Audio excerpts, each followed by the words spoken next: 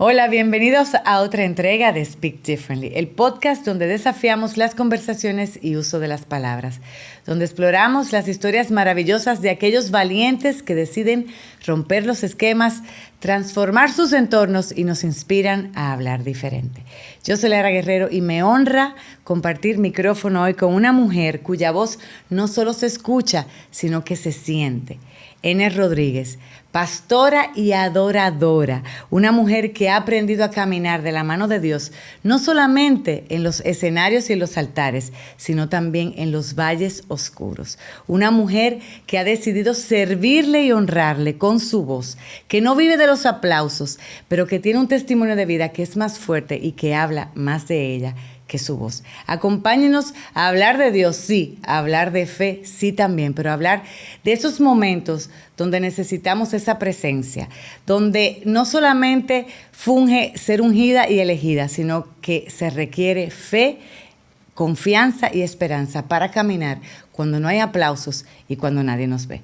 Conozcamos un poquito más sobre Ener Rodríguez. Bienvenida, Ener. Ay, gracias, qué linda presentación. Casi se me salen las lágrimas. Ay, no, tampoco. ¿Cómo tú estás? Yo estoy muy bien, gracias a Dios. Feliz de estar aquí compartiendo contigo en este podcast y, bueno, lista para que hablemos, para abrir mi corazón aquí. Tú sabes, yo te decía fuera del aire que muchos no conocen quién es Ener Rodríguez. Tú eras, primero es una hermana en Cristo maravillosa, una pastora con un don de palabra, eres una vasija que el Señor ha utilizado para mucha bendición para muchos de nosotros, pero tú tienes una unción y mucha gente ve esa unción, no conoce de dónde viene Ener, quién es Ener, y sabemos que tú has vivido muchos procesos. Entonces, este caminar en la fe viene de una convicción, viene de una herencia, viene de... Bueno, yo creo que es una combinación de ambos, porque aunque soy hija de pastores, mis padres me modelaron esa relación con Dios, pero realmente necesité mi experiencia personal. Yo he comentado antes que por mucho tiempo yo viví del Dios de mi mamá, el Dios que mami me predicaba, que mami hablaba, el que ella modelaba. Fue bien bonito crecer escuchándola recitar salmos. Cuando nos iba a dar consejos a los hijos, utilizaba siempre la palabra. Eso fue muy hermoso hasta un punto en donde yo misma comencé a tener una lucha existencial y comencé a interrogar a Dios. Ven acá, ¿para qué yo estoy en la tierra? ¿Qué Dios quiere de mí? Si es verdad que Él existe, yo necesito que Él me hable a mí de manera personal. Y fue en esa búsqueda en donde temprano en mi adolescencia, pues guiada por mi propia madre, empecé a buscar a Dios de manera intencional. Y siempre digo que para nosotros acercarnos a Dios, yo creo que ese es uno de los ingredientes, tenemos que ser intencional. Porque si le buscamos de todo corazón, dice su palabra, podemos encontrarle.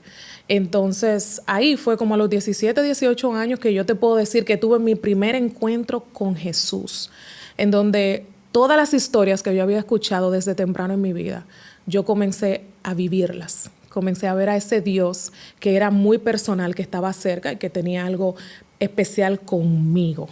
Pero tú sabes que tú eres de los líderes, de esta generación de líderes que hablan mucho, que más que adorar, no es solamente un momento musical, sino es un estilo de vida. Tú has predicado sobre Totalmente. eso. ¿Y cómo se sostiene esa fe cuando tú oras, pero estás dentro de un proceso que tú dices, y tú lo has vivido y has predicado eso? Sí. ¿Cómo uno hace, especialmente cuando el mundo te grita otra cosa y te muestra otra cosa? Bueno, yo pienso que lo más importante es que nosotros tenemos que conocer al Dios al que adoramos, porque las circunstancias siempre van a estar. Las diferentes tormentas que van a sacudir tu vida siempre van a estar ahí. Lo que va a garantizar que tú vas a salir victorioso de esa temporada es saber al Dios al que tú le sirves. Que yo sé de Dios, yo sé que Dios es bueno. Y yo sé lo que dice su palabra, que por difícil que sea lo que yo esté atravesando, todas las cosas obran para bien para aquellos que le aman. Entonces, eso me sostiene.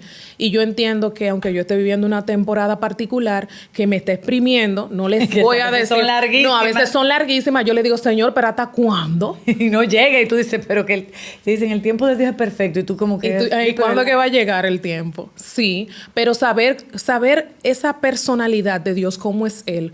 Yo sé que Él es bueno. O sea, que lo que yo estoy viviendo ahora mismo no tiene que ver con Él, tiene que ver con una enseñanza enseñanza que Él me quiere dar en el camino.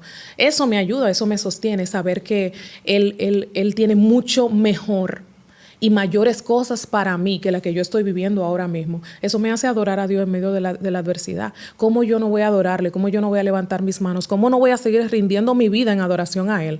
Cuando yo sé que aún el momento más difícil que yo pueda estar viviendo, Él lo va a usar para glorificarse a través de mí.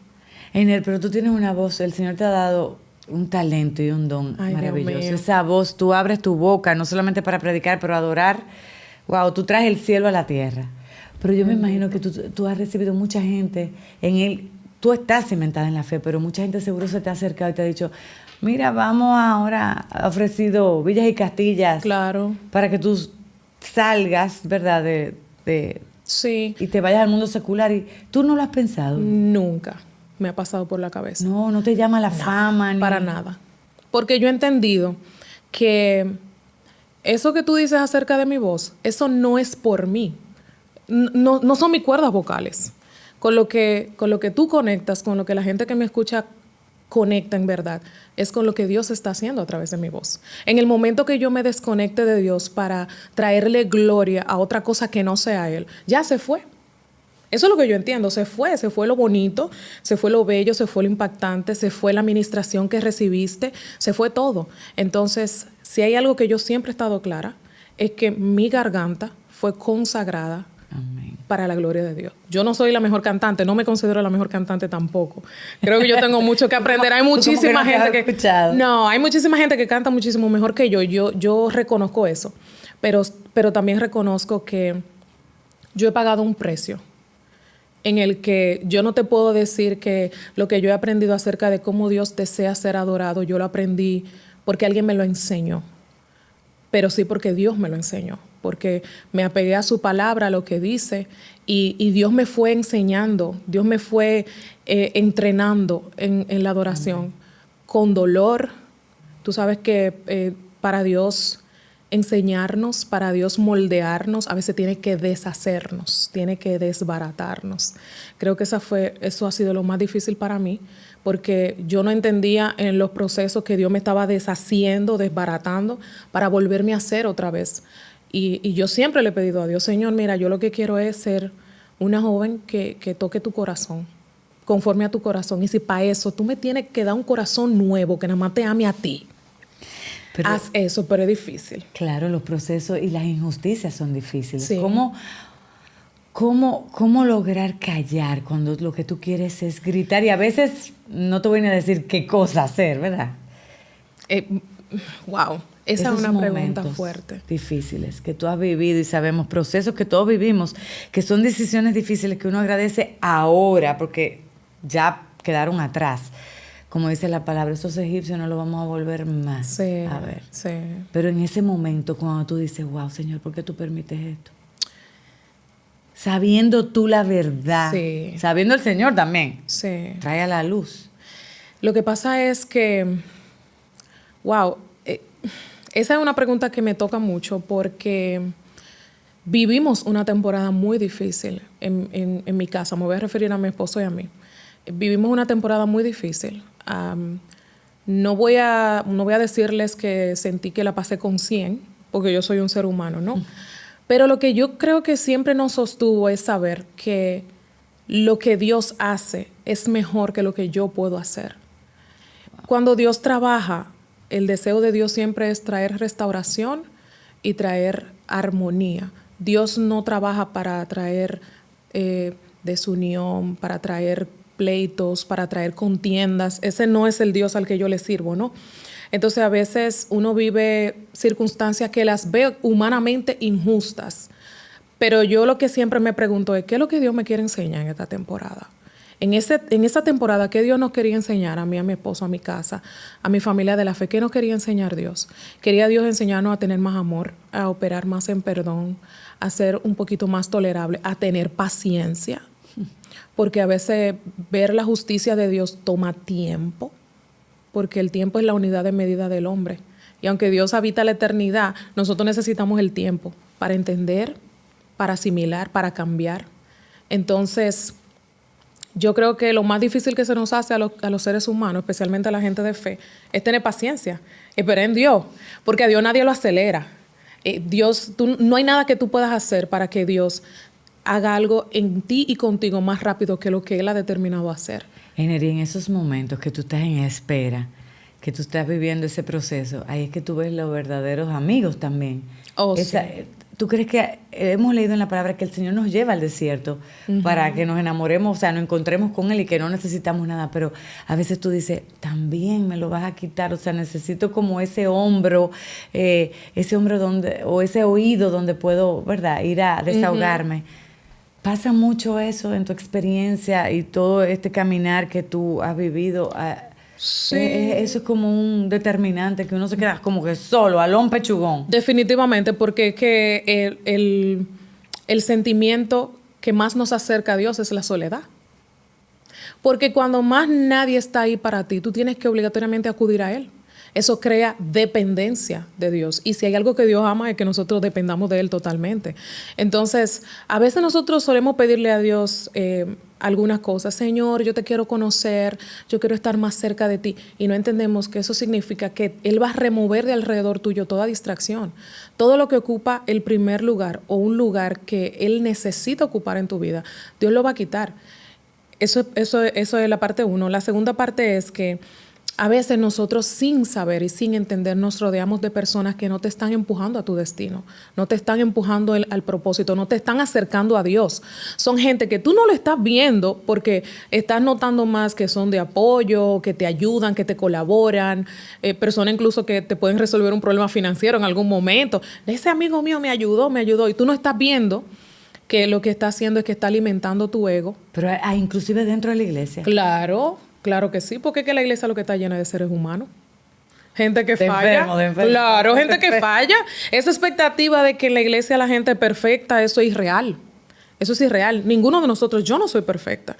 Yo también tengo muchísimas cosas que Dios tiene que corregir. Y uno siempre tiene que estar en su día a día haciendo su checklist. Espérate, hoy yo estoy operando con ego. O esta decisión que yo estoy tomando, la estoy tomando. ¿Tú haces ese checklist? Claro. Y también cuando me sucede algo que a mí me parece injusto, yo hago una introspección también. Espérate, ¿qué yo necesito cambiar aquí? ¿Qué pasó aquí en este panorama? Siempre hay que hacerlo. Porque es fácil señalar y culpar a otros de lo que tú estás viviendo y de lo que te está pasando. Y a veces la culpa está en ti. Fuiste tú que cometiste el error. Entonces siempre hay que hacer introspección. Y yo soy muy introspectiva. Tú sabes que yo participé en una clase maravillosa de Logos en la iglesia donde tú fuiste, hablaste de la verdadera adoración. Sí. Y tú hablabas de que la adoración no es solamente en el púlpito, en el altar, sino es un estilo de vida de adoración. Yeah. ¿Tú crees que estamos viviendo en estos tiempos o ese estilo de vida que tú has decidido vivir y que otros líderes, ¿verdad?, espirituales están llevando a cabo, o estamos viviendo tiempos donde Señor, aquí levantamos la mano y hacia afuera yo creo que predicamos otra cosa? En toda temporada Dios siempre tiene un remanente. Dios siempre tiene gente que de verdad se conecta con Él, pero la verdad es que las mismas plataformas, las mismas redes han hecho que se levante como una generación que busca más aplauso público y exposición que intimidad. Entonces, lo triste de eso es que la intimidad es lo que te lleva a que tú seas usado por Dios. Entonces, yo siempre comento, no voy a decir critico, pero siempre comento que esa es la razón por la que vemos muchos eventos de adoración o vemos mucho tiempo de adoración con gente que tiene mucha euforia, pero cuando sale de ahí no hay ningún cambio. Porque eso es lo que hace cuando tú estás detrás de las plataformas y de la exposición y no de la intimidad. Cuando hay verdadera intimidad y tú te paras en un escenario a conquistar el corazón de Dios y a llevar a la gente hacia el corazón de Dios, la gente sale de ahí diciendo, yo quiero más de lo que había en ese altar ese día. Yo necesito que algo pase conmigo, que algo cambie dentro de mí, y es por lo que yo oro. Por eso es que yo no cambiaría esto por fama ni plataformas. Por visibilidad. No. Lo que a mí me interesa es que el día que yo me pare en un altar, si ahí hay 100 personas y de esas 100 personas 10 dijeron, yo necesito al Dios que tiene esa muchacha. Ya yo cumplí, yo estoy paga. Eso es suficiente para mí. Que si cada vez que yo escucho algún tipo de testimonio, el testimonio es, ¿tú sabes qué, Ener? Yo me acerqué más a Dios después que yo te vi a ti, porque yo dije que yo tenía que conocer al Dios que tú estabas adorando ese día. Para mí eso es suficiente. No hay dinero que pueda pagar la satisfacción que trae, porque ahora yo quiero que todo el mundo conozca al Dios al que yo le sirvo, que todo el mundo entienda y viva lo que yo he vivido con ese Dios, que todo el mundo se enamore de Él como me he enamorado yo. Ese es mi objetivo. Y lucho mucho con esto, porque sí he grabado música, he adorado en algunas que otras plataformas, pero lucho con eso porque siempre le estoy diciendo a Dios, Señor, yo no quiero que mi corazón se vaya a corromper en el camino, de manera que yo cambie, sí, que el ego, que yo cambie esto de estar en tu presencia.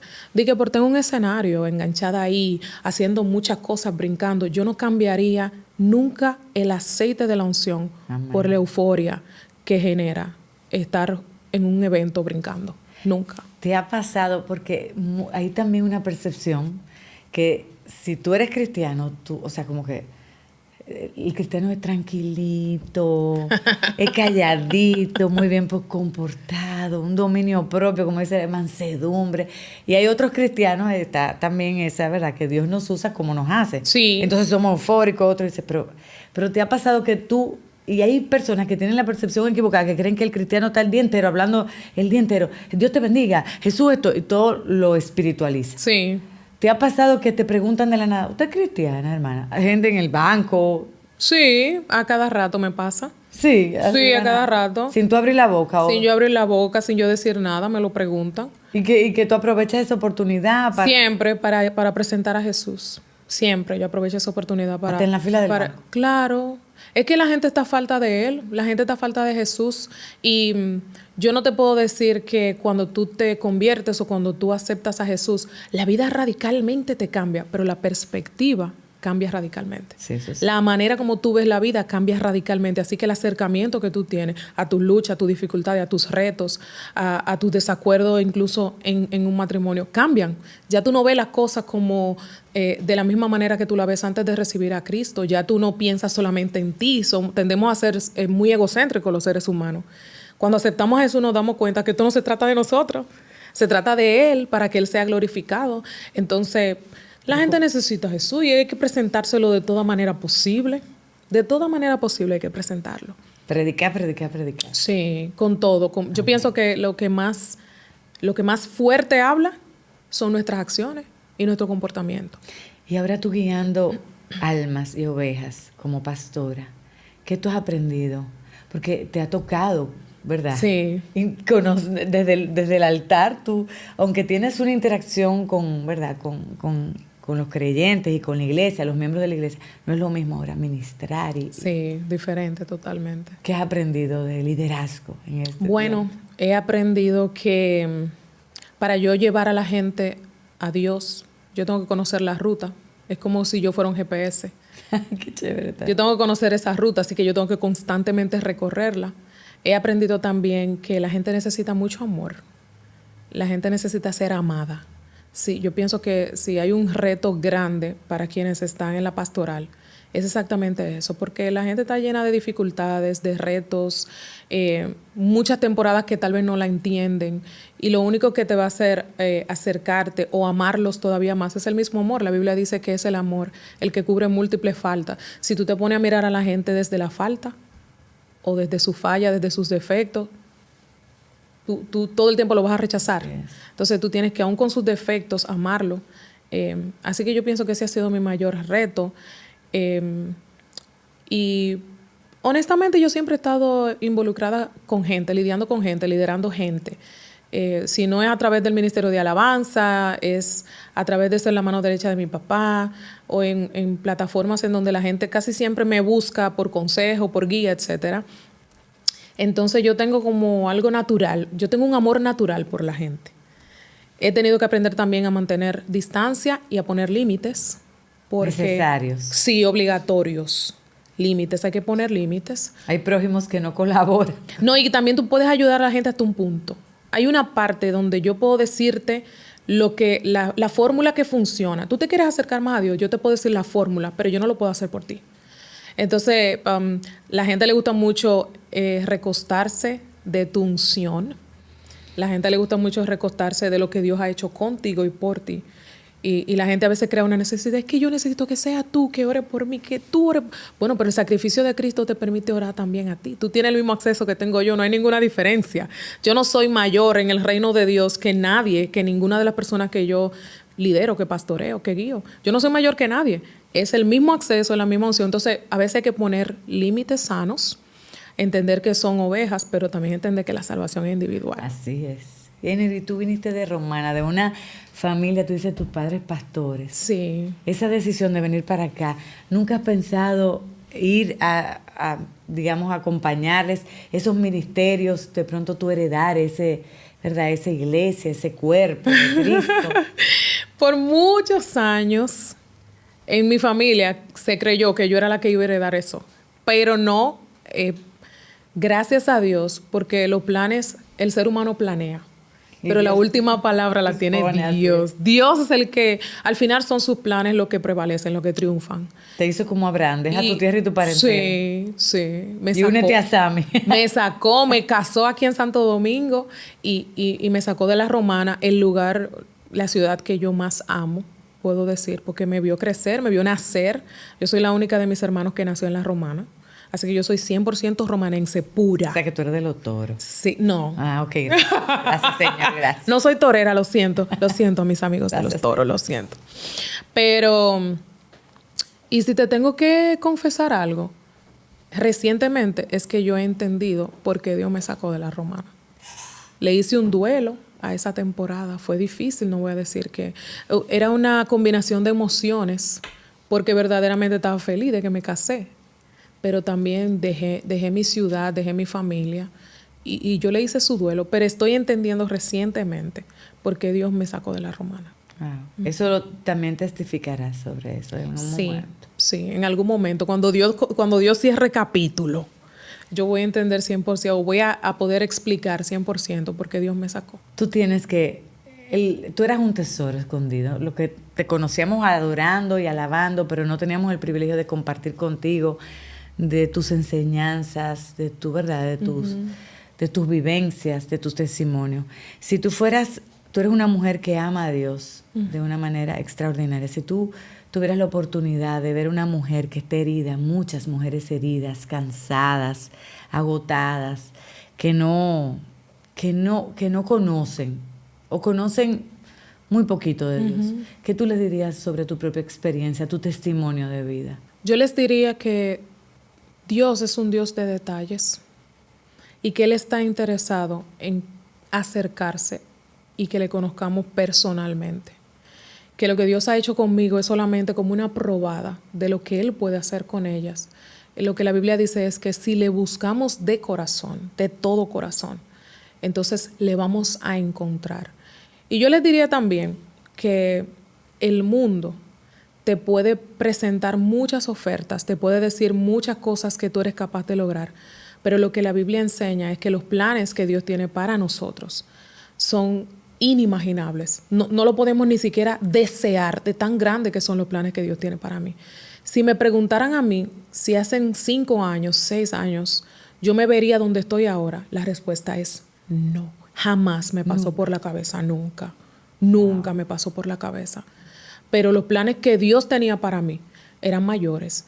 Y mirando atrás y viendo cada una de las circunstancias que yo tuve que vivir para llegar hasta este punto, me doy cuenta que tiene sentido y valió la pena. Amén. Que Dios es capaz de tomar las heridas, de tomar a una persona rota y de eso hacer una vasija de honra. De eso hacer una mujer que transforme la vida de otras mujeres. Así que esa sería mi invitación, o eso sería lo que yo le diría a una mujer que esté rota, quebrada. Dios te puede agarrar, te puede hacer de nuevo y hacer de ti mucho más de lo que puedes imaginar. Y por último, porque se nos acabó el tiempo, cuando uno lo está pasando sabroso, se acaba el tiempo. Tú eres amante del café. Sí, 100%. Si tú fueras a tomarte un café con Dios, ¿qué tú quisieras preguntarle? ¡Wow! Nunca había pensado en eso, si supiera. Si yo me fuera a tomar un café con Dios, me gustaría preguntarle si lo que yo he hecho hasta ahora lo honra. Eso es lo que yo quisiera saber. En serio, yo quisiera que él me diera con lujo de detalle. Pero ya él te ha dicho la respuesta y tú lo sabes. Sí, yo puedo sentirlo, pero a mí me gustaría como tener esa conversación profunda. Tuve esa validación cuando uno se sienta con su papá.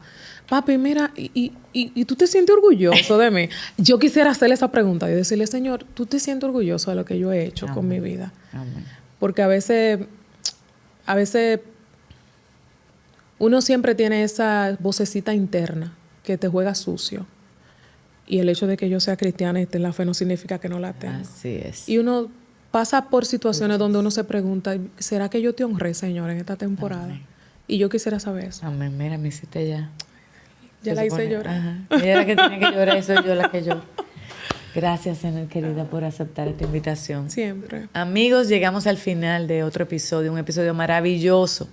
Un episodio que todos necesitamos escuchar, así que compártalo, coméntalo y suscríbase al canal. Gracias, Enel, por recordarnos que la fe verdadera no es ausencia de procesos ni de luchas, pero sí que con la presencia de Dios en medio de nosotros y caminando con nosotros podemos sobrepasar cualquier prueba, fortalecernos, porque como decía Enel, Dios utiliza el dolor para redefinirnos y para ser testimonios y vasijas útiles.